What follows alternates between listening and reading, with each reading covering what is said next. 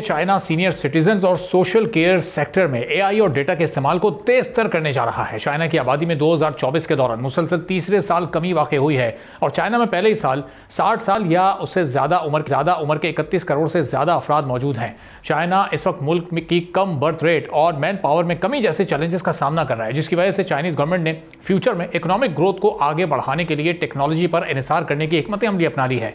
Chinese government ने 2024 में मुल्क भर में उम्र रसीदा अफराद के खाने के इमदादी प्रोग्राम्स में ताउन के लिए 30 करोड़ युआन यानी 4,17,30,000 अमरीकी डॉलर मुख्तस किए थे, जबकि इजाफी इकदाम के तहत 3,58,000 घरों में निगहदाश्त के बिस्तर मुहैया करने में मदद की है।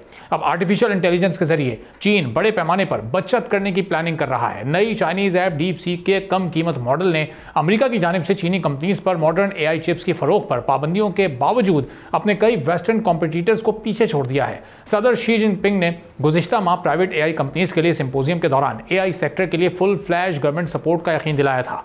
आर्टिफिशियल इंटेलिजेंस को मॉडर्न टेक्नोलॉजी के दौर में इनकलाब बर्पा करने वाला करार दिया जा रहा है। एआई के जरिए इंडस्ट्रियल एक्टिविटीज तब्दील हो रही हैं। एआई की बुनियाद पर मशीन लर्निंग, रोबोटिक्स, ऑटोमेशन ने पहले ही कई अहम सेक्टर्स में एफिशिएंसी को बढ़ा दिया है। मैकेंजी ग्लोबल इंस्टीट्यूट की रिपोर्ट के मुताबिक 2030 तक दुनिया भर में 40 से 80 करोड़ अफराद को नौकरियां बदलने या नए स्किल सीखने की जरूरत पड़ेगी।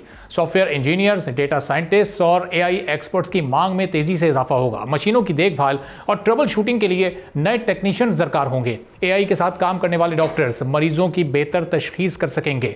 वर्ल्ड इकोनॉमिक फोरम के मुताबिक 2025 तक एआई और ऑटोमेशन से 9 करोड़ 70 लाख नई नौकरियां पैदा होंगी। लेकिन पाकिस्तान अभी भी दुनिया के बदलते इन ट्रेंड्स के बावजूद अपनी हिकमत अमली तरतीब देने में नाकाम नजर आ रहा है। एक रिसर्च के मुताबिक पाकिस्तान में सिर्फ 2 यूनिवर्सिटीज इस वक्त आर्टिफिशियल इंटेलिजेंस में पीएचडी करवा रही हैं और 10 से ज्यादा यूनिवर्सिटीज ऐसी हैं जहां ग्रेजुएशन लेवल पर एआई के कोर्सेज तो पढ़ाए जा रहे हैं और जिसमें ज्यादातर प्राइवेट हैं और जो कोर्स पढ़ाया जा रहा है वो भी काफी हद तक पुराना है। दुनिया में हर रोज हम एक नया एआई का मॉडल सामने आता देख रहे हैं। इस हिसाब से तो वैसे ही पाकिस्तान बहुत पीछे दिखाई दे रहा है। हुकूमती सतह पर अभी तक एआई को लेकर कोई खास पॉलिसी मौजूद नहीं है, जिसकी वजह से ये कहा जाए कि पाकिस्तान भी तेजी से वक्त के साथ बदलने की कोशिश कर रहा है। अब जिसका नुकसान अब पाकिस्तान को आइंदा चंद सालों में खासा हो सकता है, वो किस नौयत का हो सकता है। पाकिस्तान को अगर इस कंपटीशन में शामिल होना है तो हमें किस स्ट्रेटजी और किस पॉलिसी की जरूरत पड़ेगी।